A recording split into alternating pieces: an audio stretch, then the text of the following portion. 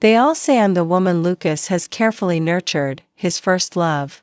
But on my 20th birthday, he brought a woman who looked just like me, 9 points resemblance, saying that the previous night's madness was just him mistaking me for her. I wished them happiness and went abroad for my studies. I spent 3 years overseas, and Lucas lost his mind for 3 years. On Friday nights, I usually have dinner with Lucas. It's been 6 years, and that hasn't changed. This time was no different. The driver was waiting outside the school early. I said goodbye to my roommate and got into the car leisurely. Lucas didn't wait for me inside the car like he usually did. "Where are we going?" I asked. Emma's husband turned to answer, "We're going to Lanshan Pavilion. Sir is already waiting for you in the private room." His words seemed incomplete, but he didn't want to continue. I didn't want to press him and put him in a tough spot. Lanshan Pavilion is one of my favorite restaurants, and Lucas bought it 3 years ago. In the past, Lucas would wait for me at the entrance. When he saw me get out of the car, he put away his phone, a smile curving his lips, his frown easing. "Why are you dressed so lightly?" Before I could answer, he had already taken off his coat and draped it over my shoulders. Wrapped snugly in it, not a breeze could penetrate. I pulled the coat closer, catching a faint scent of roses, identical to the one that woman, who looked so much like me, wore that night. "I don't need it." I yanked off the coat, tossing it into his arms, and jogged inside. Lucas followed behind me, saying nothing. When I pushed open the door to the private room, the scent of roses intensified. Luna, Lucas's new girlfriend, was sitting there. My hand was firmly glued to the doorknob, unable to move. "Come in, it's livelier with more people." I remembered he didn't like crowds. People change, a lesson Lucas taught me long ago that I had never remembered. I thought it would just be the two of us spending this Friday night, like before. Lucas seemed a bit impatient, gently pushing my back to urge me inside and shutting the door behind us. Luna stood up to pull out a chair for me. "Is Sophia freezing? You don't look too well." She meant no harm, but her tone felt patronizing, like a hostess. Lucas no longer sat next to me like before. Just as we settled in, the door to the private room opened again, and a tall, elegant boy walked in. Luna smiled and introduced him. "This is my junior Dylan. He's the same age as you, and I'm sure you two will hit it off." I glanced at Lucas, who was smiling, supporting it all. Under Luna's cue, Dylan sat down next to me. Through their conversation, I learned that Dylan was doing well in school, from a decent family, and was an excellent young man. Luna meant well, I should be thankful for her. But feelings are uncontrollable. No matter how I comforted or forced myself, my heart remained honest. "Sophia, you two talk," Luna urged with a friendly smile. I froze for a moment, instinctively looking at Lucas, who was casually sipping tea. Well, if he hadn't allowed it, how could Luna have brought someone along? I lowered my head, trying to hold back the bitterness in my nose. I was wrong. If I hadn't said those words that night, it would have been better. If I hadn't kissed him, would our relationship still be the same as before? Would there be no Luna, no Dylan? The day before my 20th birthday, Lucas got sick. It was just a cold, but he rarely got sick, and when he did, it was serious. I stayed up all night taking care of him, mimicking how he cared for me. I rarely saw Lucas so vulnerable, his long eyelashes trembling slightly, looking pitiful. In that state, he was more approachable, unlike his usual distance. "Lucas." It had been a long time since I called him brother. He let me be. Hearing me call him, his eyelids lifted slightly, and he mumbled an quickly closing them again. I lay beside him, waiting until his breathing steadied before I dared to raise my head. "Lucas, marry me, I'll love you forever." I knew I shouldn't say that, he didn't like me that way. But I had suppressed this feeling for too long. Gently, I sat up, my fingers brushing against the corner of his lips. As if bewitched, I pressed my lips against his. His lips were soft and warm. Just a gentle touch made my heart nearly leap out of my throat, but the sensation was sweet, unprecedentedly sweet. As I was about to leave, a large hand suddenly gripped my waist. Before I could react, Lucas opened his eyes and pinned me down onto the bed. A passionate kiss landed on me, fiery and almost uncontrolled, almost biting. I wanted to escape, but he had me trapped by the neck, intertwining our bodies in the same position. Gradually, he left my lips, cupping my face, studying me with gentle yet intense restraint in his eyes. "You like me too, don't you?" He didn't answer and suddenly flipped off the bed and into the bathroom. I heard him showering inside, and he didn't come out for a long time. You should go to sleep." His eyes were red, carrying a hint of a fierce, eerie look. I didn't dare say more and ran back to my room. The next morning, before I even got up, I heard him drive away. At the birthday banquet that night, he came with Luna, loudly announcing to everyone that she was his girlfriend. Lucas was the first to openly acknowledge a girlfriend, and for a moment, everyone forgot who the star of the night was. Luna, the woman who looked so much like me, was surrounded by admirers. Lucas stood protectively by her side, easily handling everyone's teasing, making sure his girlfriend felt no discomfort. My brother would hold the computer, talking to me. "Lucas went abroad for studies. When I make enough money, I'll send you abroad to see more of the world." I had no ambition since I was little. I just wanted to stay by the side of the one I loved and didn't want to go anywhere. My brother felt a bit helpless, but I knew he was determined. I began to fear the day would come, fearing separation. But that's how fate works. The more you fear something, the more it arranges for you to meet it. When I was 14, my dad was getting remarried and wanted us to meet his girlfriend. That day, I was hospitalized with a cold, so my dad only took my brother with him. The three of them got into a car accident on the way. No one survived. My world collapsed. I called my mom, and she only asked, "Is Aiden dead?" I cried and said yes, then told her I was scared and begged her to come get me. After a moment of silence, she hung up. I didn't get an answer but sat at the funeral home door waiting for her, and she never came until dark. "Are you Sophia?" I looked up, and the person in front of me crouched down, a clean, handsome face with warm eyes that revealed a hint of arrogance. "Aiden's sister?" I nodded dumbly. "I'm Lucas," he said, pursing his lips and taking off his coat to wrap it around me. "I'm sorry I'm late."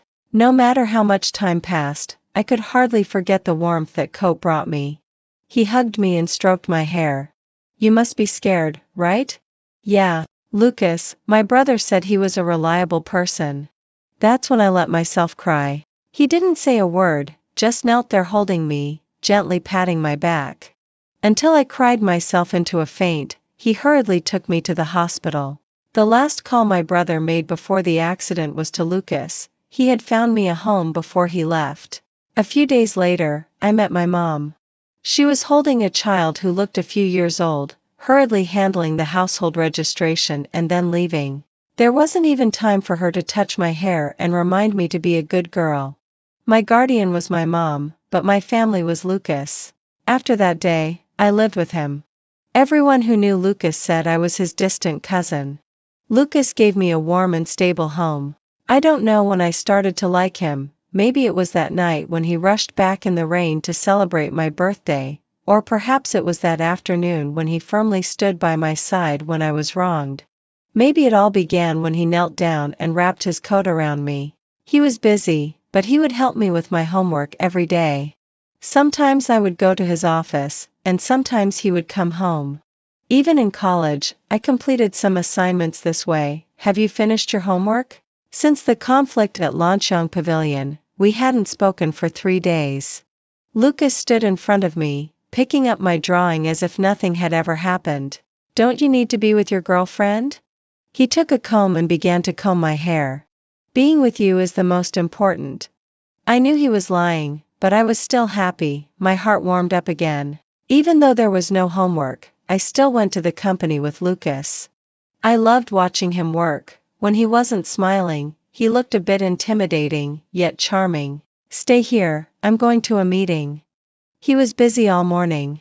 When he noticed me staring at him, he chuckled, "Come here." I walked over slowly. As I got close, he suddenly grabbed my arm, pulling me between his legs, then took my hands and placed them on his temples. Help me massage, I have a headache. Oh. I had done this many times before. He would usually fall into a light sleep while I massaged him. But this time, he didn't. His breathing had just evened out when the office door swung open. Why didn't you tell me Sophia was here? Zoe. I ran over and hugged her. She was my brother's girlfriend and now worked at Lucas's company. Lucas opened his eyes in silence and turned on his computer. Here's the information you wanted. I did a detailed job, so you should be able to understand. Zoe placed the documents into my arms, and my whole body stiffened. I didn't need to turn around to feel the intense gaze behind me. What information? Lucas's voice was teasing, but it sent chills down my spine. The footsteps grew closer. It's me. Before I could finish my sentence, he had reached from behind to grab the documents. Information about British prestigious schools? I clutched the hem of my clothes, not daring to breathe. Zoe looked confused and replied, yeah, Sophia said she wanted to study abroad. I think it's great for her, she's studying product design, and going abroad would benefit her. Besides, Aiden, aren't there still meetings this afternoon? Go prepare. Lucas interrupted her with a smile. Zoe was stunned for a moment, then nodded. Okay. Once the office was left with just the two of us, Lucas's face completely turned cold. You want to study abroad? Why didn't you tell me? I shrank my neck, unsure of how to respond. Still upset about what happened that night? I shook my head, took a deep breath, and mustered the courage to meet his gaze. I want to be a bit more independent. Sophia, you don't need to be independent with me around. I'll protect you for life. My brother said girls should grow wings and fangs. Lucas snorted coldly and directly tossed the documents into the trash can, then said solemnly, I am your wings, I am your fangs. His gaze pierced deep into my heart, making my heart flutter with his words. But I looked at him with endless anticipation. But you'll be getting married in the future. You won't think like this then, your wife won't allow it. Lucas tugged at the corner of his mouth and reached out to ruffle my hair. So that's what you're worried about? Don't worry, Luna isn't that kind of person. I looked at him blankly, many things swirling in my mind, images flashing by from 6 years ago to this moment, and I felt unusually clear-headed. Don't worry about that, isn't it nice to have someone care for you? I shifted my gaze away from his face, staring at the documents in the trash can for a long time until my eyes ached, and my heart ached alongside it. Okay, I won't go abroad. Ever since I revealed my desire to study abroad, Lucas started coming home earlier and earlier. Even if he couldn't return, he would call me to the company. In any case, I had to be under his watchful eye. Sophia. I turned around, and Zoe had come to the break room at some point, looking at me thoughtfully. Are you making coffee for Lucas? I nodded. Yeah. She seemed to be lost in thought and suddenly said as I was leaving, I'm going to leave here soon. My steps halted. Leave? Are you resigning? She had been here for 5 years, and now she was a manager. Leaving didn't seem like the best choice. Was it because of that incident? It's not a resignation, Lucas just promoted me to branch manager. I felt relieved, it turned out it was just a job transfer. Sophia, you are the person Aiden cared about the most. For his sake, I think I should say something. She always did this, her eyes would turn red whenever she mentioned my brother. Don't listen to Lucas so much, Aiden wouldn't want to see his beloved sister become someone without opinions and weak. You're already 20, it's time to think about your future. Do you really want to be a parasitic plant? When you're ready, contact me. I have something for you. Every word she said was deeply imprinted in my mind, and by the time I reacted, she had already left.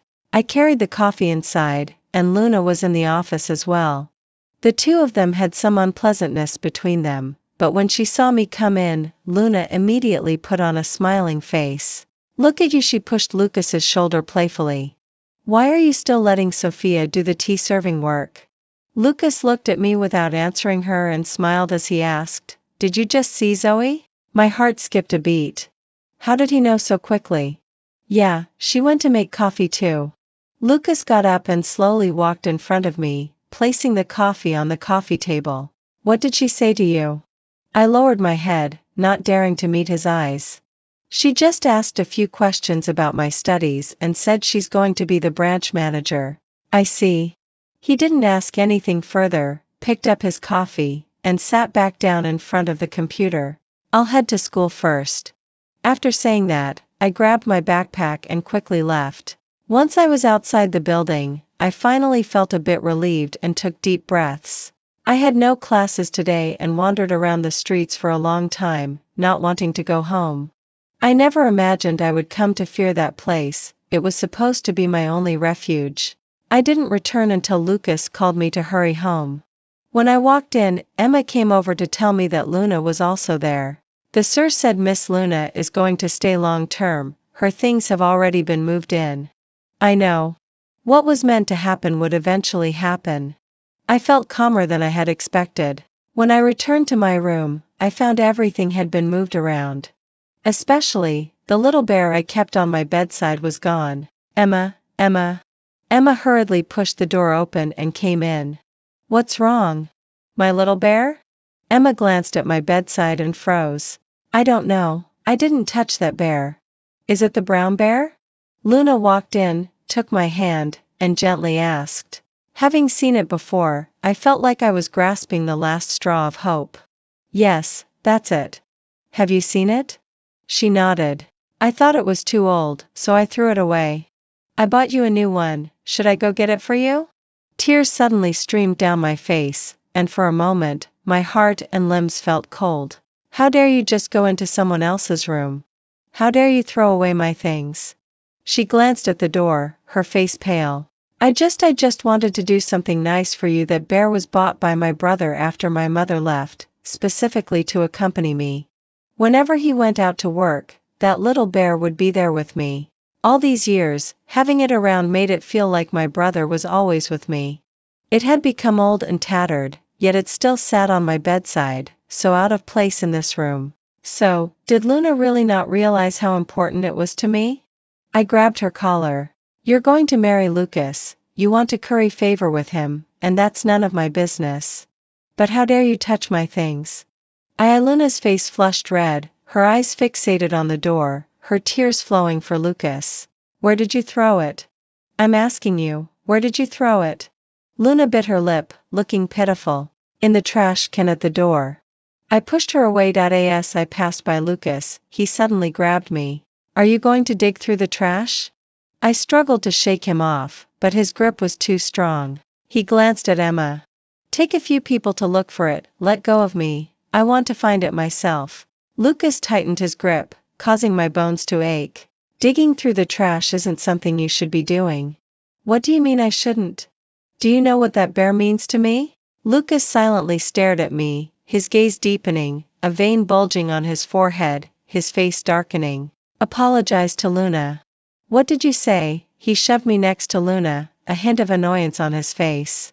Apologize. She went into my room without my permission and threw away my things. You want me to apologize? Lucas, have you lost your mind? He pressed his lips together, a storm brewing in his eyes, yet he suddenly laughed lightly. Luna will be the future mistress of this house. She has the right to enter any room. I'm sorry. My voice was very quiet, barely audible. I also wanted to apologize sincerely for my past foolishness. But in that instant, I suddenly felt very tired to the point where I had no strength left to speak. I'll protect you for life. I am your wings, I am your fangs. Having more people care for you. Lucas's words echoed in my ears repeatedly, only to be blown far away by the wind from the window. The room was silent, and Luna's eyes were full of apology. The words "it's okay" were on her lips but couldn't be spoken. I should thank her, she made me realize to never believe Lucas's words. I found it. Emma burst in, holding the little bear, completely oblivious to the low pressure in the room. I grabbed it quickly. It must have been thrown out not long ago because the little bear wasn't dirty at all. I held it tightly in my arms, vowing never to let it out of my sight again. I'm tired and want to rest, I said, looking at Lucas and asking, is that okay? Lucas's eyelashes fluttered slightly, and his gaze softened considerably. His thin lips parted as he replied, Once the bedroom door closed, I felt all the tension leave my body and slumped onto the carpet. Without Lucas's permission, Luna wouldn't have entered my room, let alone thrown away my things. Why did he do that? He knew what this little bear meant to me, yet he allowed someone else to throw it away. A wave of inexplicable fear rose within me. Was this the reason? Did he want to destroy it through someone else's hands? He transferred Zoe away, isolating me completely. Now, what he wanted was to destroy the barrier in my heart regarding my brother. He wanted me to completely surrender to him, rely on him, and have nothing more important in my heart than him. Is that how it is? The next morning, before I even woke up, Lucas pushed the door open and walked in. He was always like this, entering my room as if it were his territory without a care. In the past, I felt we were incredibly close, but now, seeing him stand by my bed so casually made me uncomfortable. What's wrong? Should I knock next time? He asked, sitting down and helping me tuck my stray hair behind my ear. Lucas's insight was always terrifying. I rarely lied in front of him because he would see right through it in an instant. I'm sorry, it was my fault yesterday. He smiled, but the smile didn't reach his eyes. I've let Luna go, she won't be appearing here anymore. Can you forgive me? I looked into his eyes, and after a long moment, I blurted out, why should others bear the consequences of your mistakes? Why do you involve a third person in our matters? That's unfair to her. That day, I actually overheard him arguing with Luna. Luna wanted him to pay more attention to her instead of leaving her hanging after publicly announcing their relationship. She spoke sincerely and cried pitifully. This was a reasonable demand for a woman in love. But she was dealing with Lucas, who was always gentle and kind but never truly valued anyone. In response to her pleas and tears, he only casually replied, I remember, I gave you money. Luna fell silent. I heard that her mother's company had gone bankrupt, and the two of them were facing enormous debt pressure. Lucas was right, he had paid off her debt, but he didn't tell her what she would use to repay it. Lucas's hand froze in midair, and he quickly smiled gently. You don't like her? Then I'll make sure she doesn't appear in our lives anymore, okay? On the way back, the card was still in my hand. It contained the money my brother left for me, 400,000 yuan. After he left, I contacted a classmate who was preparing to go abroad and asked for some information. In the afternoon, I went to meet Sister Zoe. Are you really planning to leave? Zoe set down her coffee, seemingly doubtful of my words. Yeah, really. On the way back, the card was still in my hand. It contained the money my brother left for me, 400,000 yuan. At first, it was only 200,000 yuan. Zoe had been following my brother's instructions over the years, making some financial investments, and it had doubled by now. My brother had always planned to use this money to help me fulfill my dreams. Even though I was foolish and unambitious back then, uninterested in anything, he still prepared everything for me. I kept crying along the way. If my brother were still here, he should have already married Zoe, and maybe they even had children. I could go over on weekends to help the child with homework and teach him how to draw. Unfortunately, there are no ifs. My brother left me and would never come back. I had passed the IELTS exam, but the documents were with Lucas. What are you daydreaming about? Lucas walked up behind me and followed my gaze downstairs. That ginkgo tree was something we had planted together, and it had nearly died several times. Lucas couldn't bear to see me sad, so he found many craftsmen to bring it back to life. Last year, it finally bore fruit. When the leaves turned yellow and the fruit fell to the ground, I excitedly called Lucas. He dropped everything to come back, and we filled a basin with water and placed the dried ginkgo into it, which miraculously turned silver. It was a childish thing, yet Lucas was willing to drop his work just to come back and do it with me. Lucas, I called him softly. He chuckled, no need to be so formal. I turned around, looked into his eyes, and asked him word by word, do you like me? His expression changed, and the emotions in his eyes were quickly hidden. Of course, I raised you, so I like you. I mean romantically. I knew he was intentionally twisting my words, but I still explained, I want to be with you. I want to marry you. Lucas turned his gaze away. What I feel for you is only sibling love. A laugh rose in my throat. Then let me go. I won't be happy here. You wouldn't want me to be a walking corpse or a madwoman every day, right? Is it? He suddenly lost his voice, closed his eyes briefly, and his voice trembled slightly. Is it so painful being with me? Yes. Lucas fell silent, his face pale and frightening, with his eyes slightly reddened. After a long while, he tiredly said, then go. Thank you. I turned around, preparing to go back to my room. Sophia, Lucas suddenly called from behind, I hope you're happy. That has always been my intention. I didn't turn back, tears fell onto the back of my hand. I succeeded. I forced Lucas to let go in the most despicable way. I should have been happy, but tears kept falling against my will. On the day I left, Lucas didn't come to see me off. I heard he was on a business trip.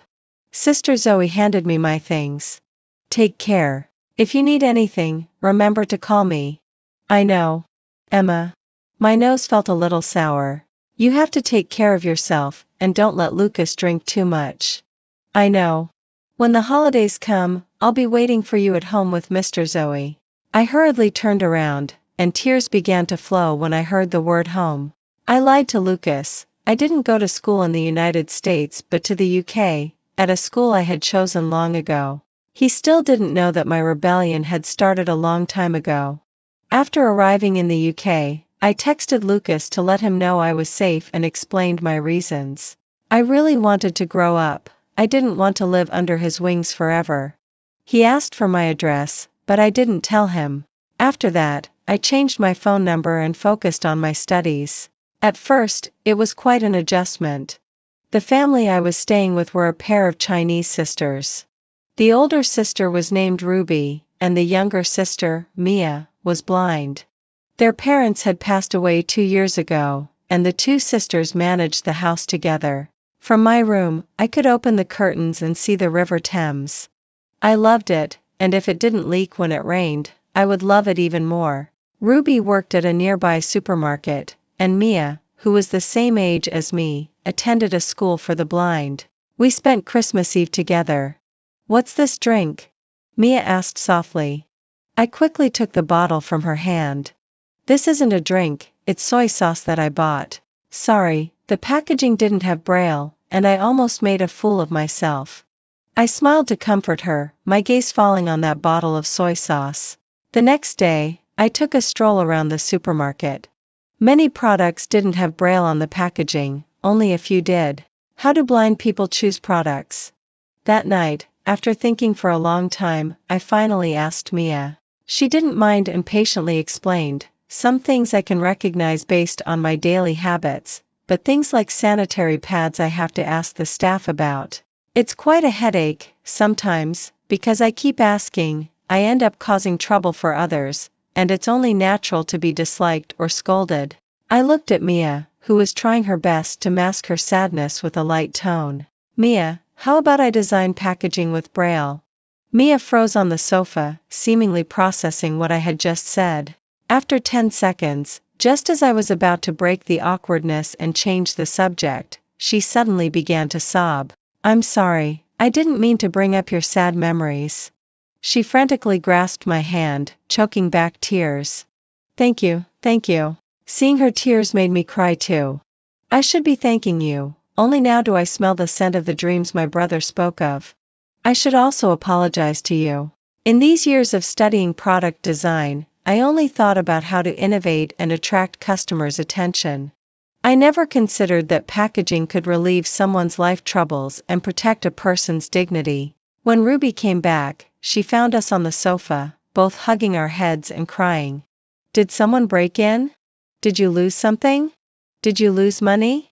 She exclaimed dramatically.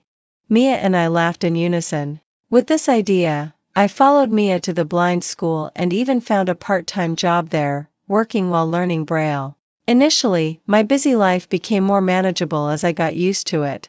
I lived this way for 2 years, rarely thinking about the past and seldom about Lucas.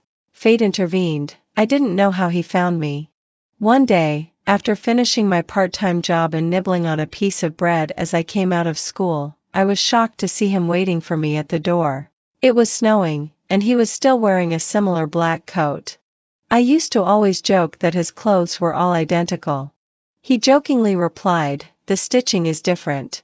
I slowly walked up to him, chewing on my bread and forgetting to swallow. Before I could say anything, Lucas's eyes turned red. He reached out and took my bread away. "Let me take you to eat something else." "Don't. It's a waste." I tried to joke casually. Lucas put on a pretense of compliance and took a few bites of the bread, his eyes growing redder. When he turned his head, I saw something shiny slip down the corner of his eye. He took me to the most expensive restaurant nearby.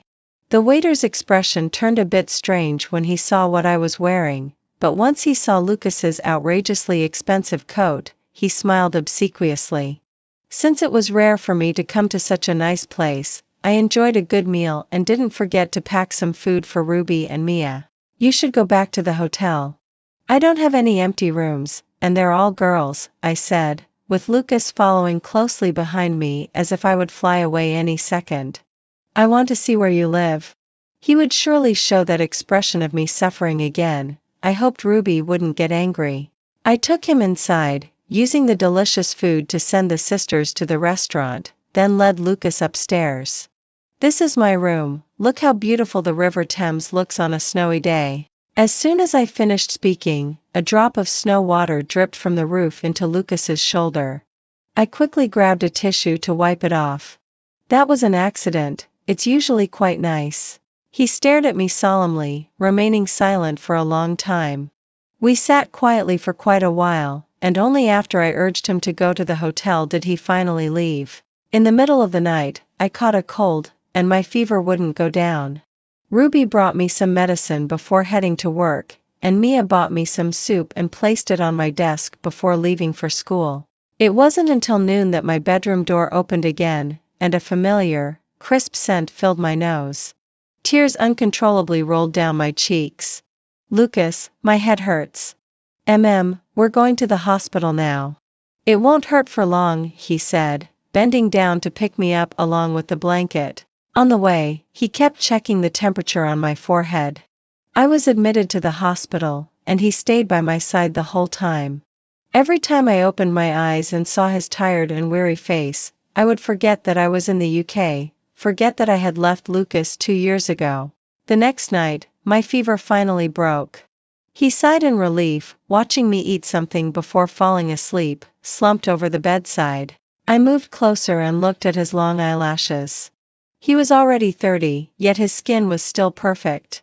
That face was indeed quite captivating. Lucas had only slept for a short while before a phone call woke him up. It sounded like something had gone wrong at his company, and they needed him back urgently. After he hung up, he didn't mention the call at all and continued to stay with me. "Go back. Isn't Grandpa Alexander sick? The company really needs you," I said. Lucas's mother had committed suicide when he was very young. Grandpa Alexander had been quite a playboy in his younger years. When the Lucas family's company was on the verge of bankruptcy, he married Lucas's grandmother. One could say that the Lucas family's success today was all thanks to her dowry. While the Lucas family thrived, the Yi family went bankrupt due to failed investments. Lucas's grandmother's parents passed away soon after.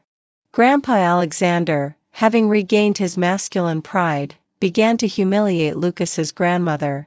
After giving birth to Lucas, she suffered from postpartum depression, and her condition worsened until she was sent to a mental institution.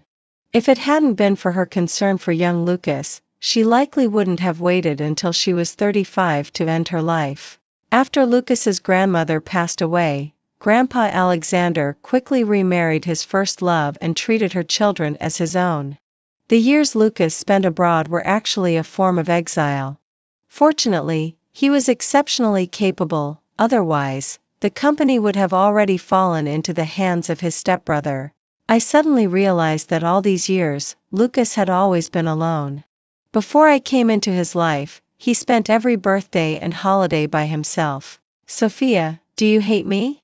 he suddenly asked while peeling an apple. No, I don't. Lucas's hands paused, as if he had only now found the courage to look at me. Really? I sighed and earnestly told him, Lucas, I could never hate you. You raised me. You gave me the best life, showered me with care and protection. I'm only grateful to you, I could never hate you. His Adam's apple bobbed, and his lips pressed tightly together. I didn't leave you because I hated you. I just wanted to grow up faster, and I didn't want to make things harder for you. He looked down at his hands. Lucas, I was too selfish before. You have your own responsibilities, a mission you have to complete. You're constantly under the spotlight. I shouldn't have selfishly demanded that you return my feelings. I sat up and held his hand. Love isn't everything. You've worked so hard for what you have, you can't just give it up. Don't blame me, just consider me young and naive, all right? He chuckled and lightly flicked my forehead. You've really grown up. He gazed at the snow outside the window and spoke slowly. I was the selfish one, wanting everything. I overestimated myself and underestimated you. At dawn, Lucas had to return home. He dropped me off at my doorstep before leaving. As I watched his car drive away, the weight that had been pressing on my chest finally lifted, and my body felt lighter. I reached into my pocket for my keys and found something else instead. It was small, resting in my palm, a protective amulet that Lucas's mother had gotten for him. He had worn it all these years. As graduation approached, my design work finally showed some progress, and my mentor agreed to adopt my proposal. With his involvement and support, my first complete design concept was accepted by a shampoo company. At the launch event, I specifically invited Mia to attend. She was more than willing to stand up and share her needs with all my peers in the industry. The event was a huge success. Soon, small newspapers started covering it, followed by some media outlets and short video creators who helped spread the word. More companies began inviting me to design for them. Mia, as the inspiration behind my work, started sharing her daily life on social media, helping people gain a deeper understanding of the visually impaired. Naturally, her living conditions and income also improved. This success wasn't about how many products were sold, but about raising more awareness for people with disabilities, their struggles, their dignity, and the services they should rightfully enjoy. I believe this message should reach back to my homeland, a country with one of the largest populations in the world. There are many more vulnerable groups that need attention. Let's start by clearing the tactile paving for the blind. If the voices are loud enough, people from any country will hear. Not long after graduation, I opened my own studio, and some domestic brands reached out to me for design work. I accepted. It was a small company, but many of their employees were disabled. After returning to my country, I didn't go back to the Lucas family. Grandpa Alexander passed away half a year ago. I should have gone back for the funeral, but Lucas called, insisting that I shouldn't return just yet. Zoe also shared the same opinion, so I dismissed the idea of going back. Once I finished my design, my boss took just one glance at it and approved it. Wouldn't you want to reconsider? I asked. She shook her head. To be honest, I'm only leveraging your fame for promotion. This idea needs to be adopted by more companies, so the first step is crucial, she said. She explained that she works with people with disabilities every day, and no one understands their need for this design better than she does. They are strong, but also fragile. The braille on the packaging allows them to shop with dignity, without constantly asking for help, and prevents them from getting hurt by buying the wrong products. That's what really matters, she said with a bashful smile. I hope you won't be mad at me for rushing. How could I be mad? That's exactly what I had in mind, too, I reassured her. She wanted to say more, but my phone rang. It was Emma. The moment I answered, I heard her crying. Sophia, come back quickly. He's been in a car accident, he's barely holding on. When I rushed to the hospital, police officers and traffic officers were gathered outside the operating room. One female officer was supporting Emma, who was nearly fainting from crying. Sophia, you're here? Emma threw herself into my arms. That's when I noticed the bag she was holding. It looked like a gift. The doctor just issued a critical condition notice. What should we do? She sobbed. I tried to hold her up, but the sounds around me seemed to freeze. I could see the police speaking to me from the corner of my eye, but I couldn't hear a word. I never thought someone like Lucas would suddenly collapse, his life hanging by a thread. He always seemed in control, like nothing could defeat him. But I forgot, he's human, a fragile, ordinary person. What do we do? I whispered, unsure who I was asking. The female officer came over and helped me to a seat. Please sit. The best doctors in the city are in there, everything will be okay. But her eyes looked away as she spoke. I clutched the protective amulet he had given me, hanging from my neck. Emma hugged me tightly. He'll be fine. We have to believe that. I looked down at her and nodded stiffly. Yeah, he'll be fine. He's Lucas, there's no way. But my voice got stuck in my throat, swelling in my chest until it hurt. We could only sit and wait as doctors rushed in from out of town and hurried into the operating room. Facing life and death, none of us had any power. It had been 3 years since I last saw him, that time in the UK. Why didn't I go see him when I got back? Hadn't I let go of it already? So why did I stubbornly avoid going home? It wasn't until noon the next day that the light outside the operating room finally went out. I rushed to the doctor, grabbing his hand to ask about the situation, but the words faltered in my mouth. The doctor, understanding our anxiety, gave us a tired but reassuring smile. The surgery was successful, but we still need to observe him for a few more days. I collapsed into the arms of the female officer, gripping her sleeve tightly. He's okay? Lucas is okay? She nodded. Yes, he's okay. Though he wasn't completely out of danger, I could only watch him through the small window at the door. He was breathing weakly with an oxygen tube, traces of blood on his lashes and lips, and his fingers were bruised. The doctor told us that if he had arrived any later, it would have been too late. Every time I recall that, a cold sweat breaks out on my back. Emma came over and patted my back. He knew you were coming back, and he wanted to see you. He even went to the office to get this, but the accident happened on the way. I glanced at the gift box Emma was holding. The pink ribbon was stained with blood. Gently, I opened it. Inside was a pair of high heels. His assistant said these heels had been sitting in the office for 7 years. He suddenly wanted to take them, she said. 7 years ago, I was 18. Before my 18th birthday, he had asked me, do all girls want to receive the most beautiful pair of high heels in the world on their 18th birthday? I nodded excitedly and then foolishly added, if a guy gives a girl high heels on her 18th birthday, it means he really likes her. Before leaving, I had noticed a magazine on his desk, open to a page about high heels. But on my birthday, I received a necklace instead. He personally put it on me and wished me, dear sister, may you always be happy. So, he had bought the shoes, but never gave them to me. The day after the surgery, the police came. They had caught the drunk driver who fled the scene, and they wanted to know if there was any personal conflict between this man and Lucas. I looked at the photo. I was sure I'd never seen the man before, but something didn't feel right. The officer said, before the accident, this driver's mother was suddenly transferred to another hospital and received a kidney transplant. We traced several large sums of money that were transferred to his cousin's account around the same time. He showed me his phone. This is the name of the person who transferred the money. His name is Matthew. Matthew? I remembered Lucas's stepmother, Madeline, had a distant nephew named Matthew. Once, when I had accompanied Lucas back to his family home for dinner, I happened to see Matthew asking Madeline for money. Although it was just a brief encounter, I was sure I'd recognize him if I saw him again. Can I meet Matthew? I explained the connections to the police.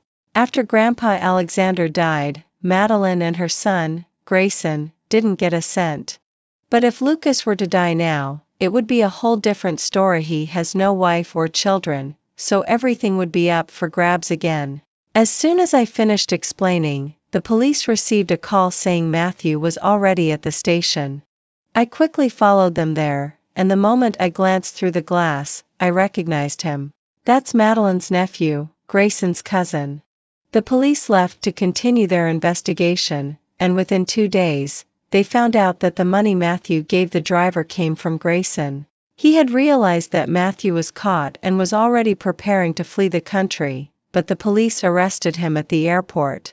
For the next few days, I split my time between the hospital and helping with the police investigation. Lucas remained unconscious, lying there unaware. Each time I visited the ward, I couldn't bear to look at him. He was growing thinner and more fragile by the day. If it weren't for the faint sound of his breathing, I would have thought he was already gone. Emma and I sat by his side every day, chatting to him softly. Sometimes, his fingers would twitch, as if he was trying to signal that he could hear us. One day, Emma suddenly tapped my shoulder, and following her gaze, I saw Madeline standing at the door, holding a bouquet of carnations. "Sophia, I came to see Lucas. He doesn't need you to visit." I walked over and shoved her out of the room, closing the door behind me. "Sophia, is this really necessary? After all, we're still family." Madeline started to cry, just as she always did. Lucas had suffered so many times because of her tears. The scar on his forehead, still visible, was from when his father hit him with an ashtray, all because of Madeline's crocodile tears.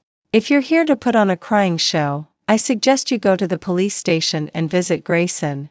After all, seeing him will be difficult in the future." She stopped crying, her face turning pale. Just as I was about to walk away, she suddenly dropped to her knees with a thud. People passing by in the hallway started to look our way. "Sophia, I know Grayson went too far this time. I'll make sure to discipline him. I'll have him apologize to Lucas, even get on his knees if necessary. But he's only 30 years old, and his child will start school next year. You've met him before. For the sake of the child, please spare him." Madeline pleaded, pulling out strands of white hair she had hidden. "Look at me, I'm already 60. Can you really bear to see me bury my own son? And even if Grayson goes to jail, what good does that do Lucas? All of the family assets belong to him. We haven't taken a penny. Isn't that enough?" I almost laughed. "The family assets are Lucas's grandmother's dowry. What does that have to do with you?" "Of course, it's Lucas's." Through the glass, I caught a glimpse of Lucas's pale face, and a sharp pain surged through my nose. Madeline grabbed my hand. Yes, I'm shameless. I'll apologize to Lucas. I'll do anything, but please, help us plead for leniency. Lucas will listen to you. Beg him not to." I shook off her hand. When Grayson tried to kill Lucas, did he ever think about showing mercy? Lucas isn't as lucky as Grayson. His mother was forced to an early grave by you people, and no one ever begged for his life. That's why he's lying in there, unconscious. Please. Madeline's tears flowed even more. "And as for you," I interrupted her. "Grayson ended up this way because of you. You taught him to take whatever he wanted, and if he couldn't get it, to steal it. Congratulations. You've raised a murderer.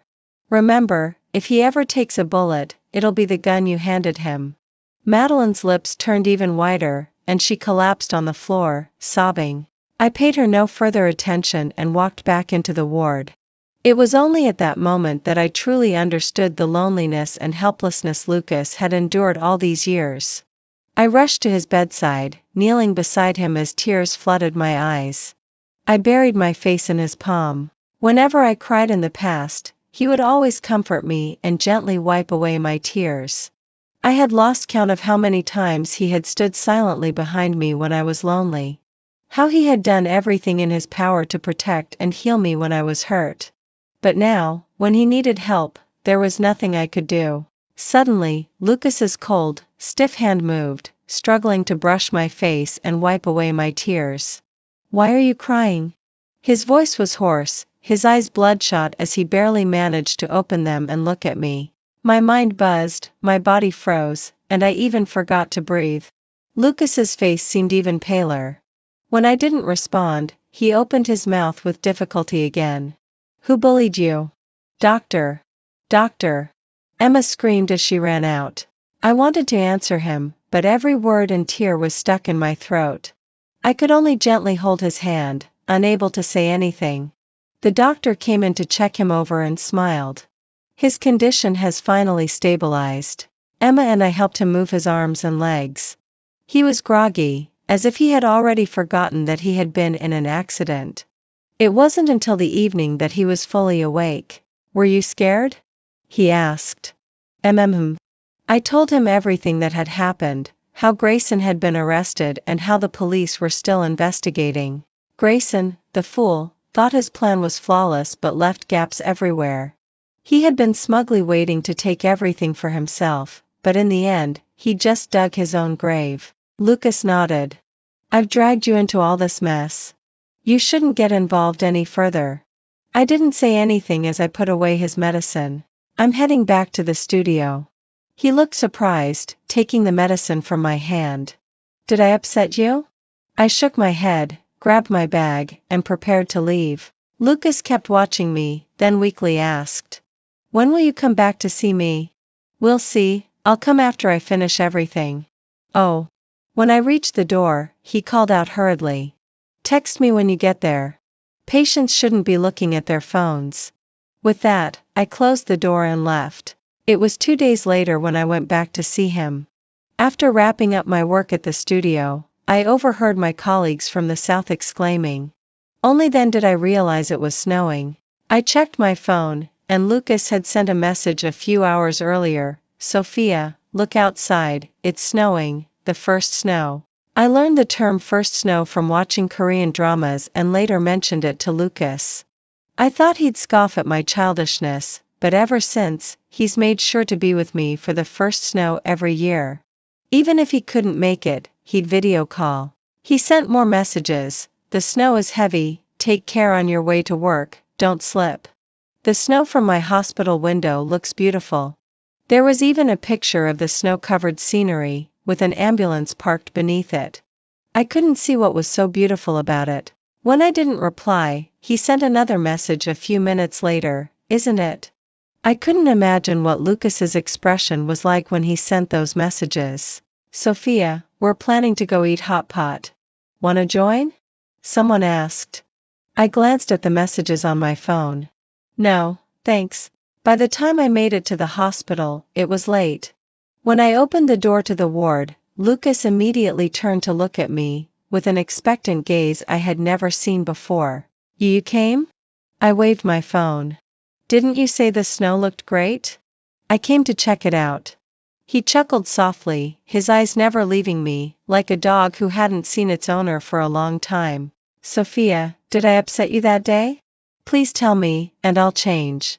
I put down the things I was holding and sat in front of him. "I don't like how you keep me out of your world, or how you treat me like I'm some fragile little thing that can't handle anything." He was silent for a long time, deep in thought. After a while, I heard him say softly, "I'm sorry. I'm used to protecting everything and everyone I hold dear. I didn't think about how that would make you feel. I promise I'll change." His earnest apology and promise took me by surprise. But since the mood was already set, I replied coldly, "Don't do it again." He perked up immediately and vowed, "I won't. Trust me." I tried to hide my smile as I opened the fried chicken and beer. He couldn't eat any, so he just stared at it longingly. "Don't worry, I'm not that cruel. I got you something too," I said, placing a bowl of porridge in front of him. "Cheers." Reluctantly, he picked up the porridge, clinking it against my beer, and started eating with a look of despair. For the next few days, I visited him almost daily. But this time, the police arrived before I did, likely to ask Lucas whether he wanted to settle things privately or go the legal route. Madeline had come along, begging Lucas to issue a letter of forgiveness. Otherwise, Grayson would face over 20 years in prison for his crime of hiring someone to commit murder. Lucas wasn't a saint, and neither was I. He insisted on following the law, and I fully supported him. After everyone left, Lucas suddenly said, "I've never forgiven Madeline." I didn't respond. Lucas rarely talked about the grudges between them, and I only knew a little. The first time I remember my mother was when I was 5 years old. Madeline took me to the mental hospital to see her. My mother was out of her mind, tied to a chair, being fed. When she saw me, she seemed to recognize me and called out my name. He clenched the blanket, trying to keep his emotions in check. I'll never forget that feeling, me own mother, treated like an animal with no dignity. But I knew she wasn't. She recognized me at a glance. That look, the way she called my name so desperately, it cuts me to pieces every time I think about it. Lucas's voice trembled as he continued. Madeline left me outside and went in to talk to her. I don't know what she said, but after that, my mother became even more manic, hitting and biting people. So, they extended her stay in the hospital. When I was 8, my mother was brought home. That night, she held me as I slept, and her embrace was so warm. I thought I finally had a mother's protection and love, just like Grayson. But the next day, she jumped to her death. His head dropped, tears falling onto the white sheets. This time, he didn't hide his tears from me, exposing his most vulnerable side.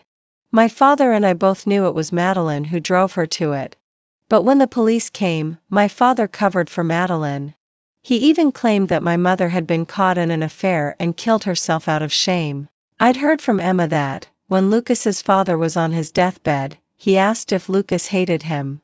Lucas hadn't hesitated to nod and say yes. This hatred had driven Lucas for years, forcing him to walk on a razor's edge, with no room for mistakes. He knew there was no retreat if he ever fell, there'd be nothing left of him but scraps. On New Year's Eve, I gave the office team the day off. Then, I went alone to the mountain across from our building. Lucas's good luck charm had been blessed at the temple there, a gift from his grandmother after he was born. It had been snowing for days, and the temple was nearly empty. When I arrived, I mentioned my name. A young monk looked at me intently and asked, "Do you know Mr. Lucas?" I nodded. "Yes, I do." He smiled. "That makes sense. Mr. Lucas has been lighting a prayer lamp here for you for 11 years. He led me inside and pointed to the biggest, brightest lamp in the center, saying, "That one is the lamp Mr. Lucas lit for you." Below the lamp hung 11 blessing tags, each carefully inscribed with, "Sophia, peace and joy." By the time I came down the mountain, it was already afternoon. As soon as I got back to the city, Lucas called. "Sophia, are you coming by today?" I asked him, "Is something up?" He stammered on the other end. No, nothing really, actually, yeah, nothing." I smirked. "If there's nothing, I'm hanging up." Huh? Oh, okay, you can hang up then. Why had Lucas suddenly become a little clingy? I put my phone away and headed upstairs. As soon as I opened the door, Lucas looked at me with burning eyes. Didn't you say you weren't coming?" I looked at him, confused. "When did I say that?" He chuckled sheepishly. "Guess you didn't. It was New Year's Eve, and before I left the country, we'd always spent it together. Thinking back, during those 6 years, we had been by each other's side for every important occasion. No one could replace Lucas in my heart. I hadn't let him go. In fact, I was more certain than ever that I liked him. No matter what, I liked Lucas. I handed him the gift. "Happy New Year, Lucas." He opened a drawer and brought out a box. "Sophia, Happy New Year." Slowly, I untied the ribbon to reveal a pair of high heels inside. They weren't Cinderella's glass slippers, but rather a beautiful pair of sharp, red-soled high heels. My Sophia has grown up. She's no longer the princess who needs me to protect her. He ruffled my hair, his gaze drifting to the tablet. It was showing a trending video, with a host passionately introducing one of my designs. I looked into his eyes, and at that moment, the way he looked at me was full of admiration, not possession or fear. It wasn't the look of someone staring at a toy they were about to lose control of. "Lucas, let's be together." His lips parted slightly, and his eyes lit up in disbelief as he muttered, "Together?" "Yes, let's be together. No one can take advantage of your situation anymore, and I'm not afraid of those rumors, and neither will you be." Lucas's nose turned red as he cupped my face in his hands. "You still want to be with me? You don't blame me? You don't hate me?" I've never hated you. I had blamed him for being so cautious, for avoiding me even though he liked me, and for keeping me trapped by his side. But I had never hated him, not for a single moment. Lucas suddenly pulled me into his arms, his face buried in my shoulder. I could feel his body trembling. Sophia, I don't know what to say. I smiled. Then don't say anything, just love me well. I love you. I've always loved you. I placed the protective amulet I had gotten today into his hand. Don't give this to anyone else so easily anymore, okay? I won't. He held the amulet tightly to his chest. I'll never give it to anyone. That night, I went home and finally had the best sleep I'd had in days. When I woke up, I saw dozens of messages from Lucas. Apparently, he had been messaging me in the middle of the night, around 2 or 3 a.m. Sophia, the weather's cleared up. There are stars tonight, did you see? Can't capture them on my phone. Let's go stargazing together on the mountain this summer. Sophia, I think I'm so happy I can't sleep. Lucas really had changed, he'd become almost clingy to a scary degree. A month later, Lucas was discharged from the hospital. He still needed another surgery on his leg. Madeline was arrested. Back in college, Grayson had raped a female classmate. Madeline had paid off the girl's roommate to provide false testimony, which led the victim to commit suicide by jumping into a river. Lucas had someone investigate and uncovered the truth. With solid evidence and Lucas's help, the victim's family was finally able to report it to the police. With undeniable proof of Grayson's hired murder plot, Lucas's lawyer predicted at least 20 years in prison. 6 months later, Lucas had fully recovered. Let's go to England again and visit your 2 roommates, he said. I eyed him suspiciously. Why? He huffed, I need to tell them in person that I'm not Sophia's brother, I'm her boyfriend. I rolled my eyes. They already know. What did they say? What do you mean, what did they say? I pushed his face away and went back to my drawing. They said I've got terrible taste, picking a boyfriend so much older, and they're worried about my future happiness. I stifled a laugh and glanced at Lucas, whose face had grown serious.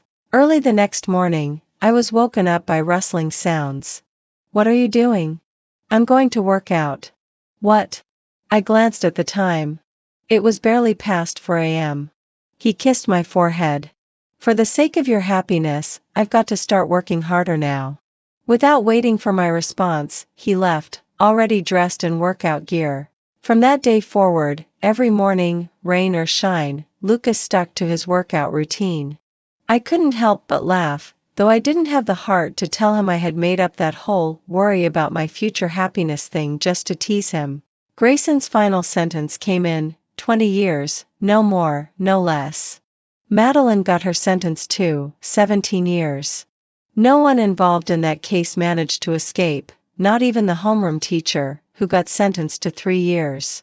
Over the years, Grayson had been using the Lucas family's power to act recklessly, and now in prison, he was sharing space with people he had once mistreated. Shortly after Grayson was imprisoned, I heard his left leg was broken. It wasn't until the studio finally secured its place in the industry that I announced my relationship with Lucas. The rumors were plenty, most accusing Lucas of having ulterior motives or calling it a case of an old man chasing after a young woman. I thought about it and, honestly, they weren't entirely wrong. But Lucas was furious, and after some PR efforts, the gossip gradually died down. I sighed. Why do you even care about these things? No one will be talking about it in a few days. Lucas looked at me, aggrieved. They said I'm old. I rolled my eyes and turned to answer the phone. It was Luna. She wanted to meet up, and I agreed. When I arrived, she was already there and had ordered the coffee I used to like years ago. I wasn't sure if you still liked it, so I took a guess. She had become even more beautiful and confident. Since my bone structure had become more defined, we no longer looked as similar as we once did. She had paid off her mother's debts and was now working as a teacher at an elementary school. Seeing you succeed makes me happy for you. I always thought you'd be the good girl who spent her whole life living a peaceful, happy life under Lucas's care. I smiled but didn't reply. Honestly, I was always a little envious of you. Whenever you appeared, Lucas's attention was immediately drawn to you. Even if you were just sitting quietly, his gaze would stay on you. I didn't know how to respond to that. Lucas's ex-girlfriend, someone who had once looked so much like me. Before I could think of what to say, she laughed. But I don't envy you anymore. Back then, I was suffocating under a mountain of debt, desperately looking for someone who could pay it off and love me wholeheartedly. That's why when Lucas asked me to act in his little play, I lost myself. I got greedy and wanted more. She exhaled deeply.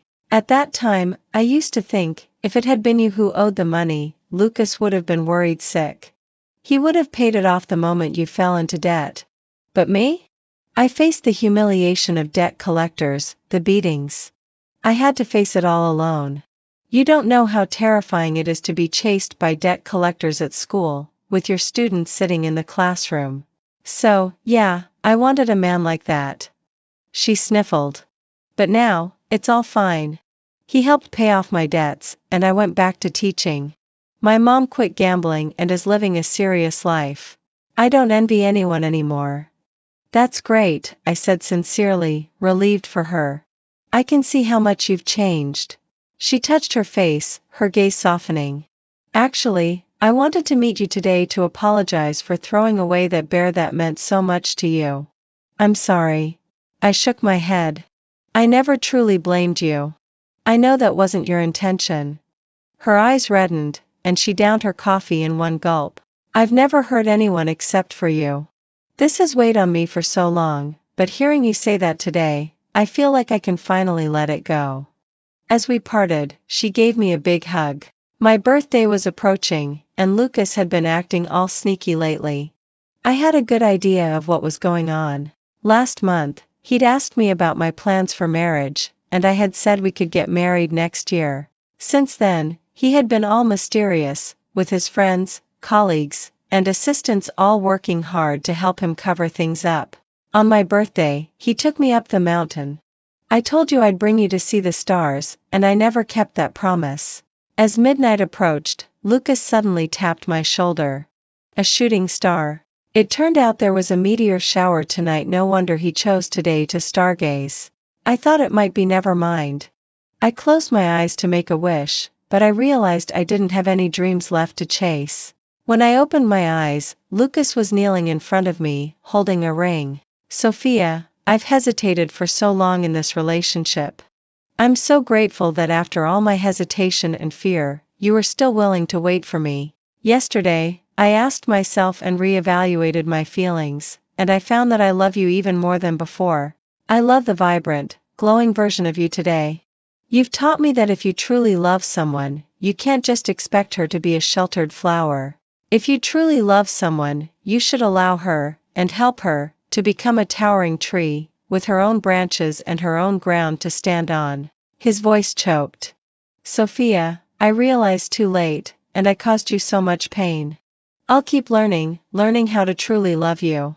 Will you marry me? Even though I had seen it coming, when he looked at me with such sincerity and asked me that question, I still cried. I had thought it would be at some fancy restaurant, with lots of friends and family there, cheering us on and showering us with roses and blessings. But as I looked around, I realized it was just the two of us. It was so quiet that I could hear my own heartbeat. I will. Lucas wiped away a tear from the corner of his eye, his hands trembling as he slipped the ring onto my finger. Sophia, thank you for giving me this chance. He had said those words so many times over the years, as if he was constantly grateful for every moment. A year later, we got married. Zoe came back especially for the wedding. Seeing her, I felt my nose sting with emotion. The day before the wedding, Lucas and I visited my brother's grave. We told him that we were together, that I had found my dream and fulfilled it. I was doing great, and I was happy. I couldn't help but think, if only my brother were still here. He should have been the one walking me down the aisle today. Zoe, visibly nervous, asked me, "Are you sure it's okay for me to do it?" I hugged her arm. "There's no one else I'd rather have walk me down the aisle than you." The moment we stepped onto the flower-covered path, we both burst into tears. In that moment, we were both thinking of the same person. She walked me to Lucas, watching as he put the ring on my finger. "Brother, I'll be happy." Everything Lucas had promised at my brother's grave, he fulfilled.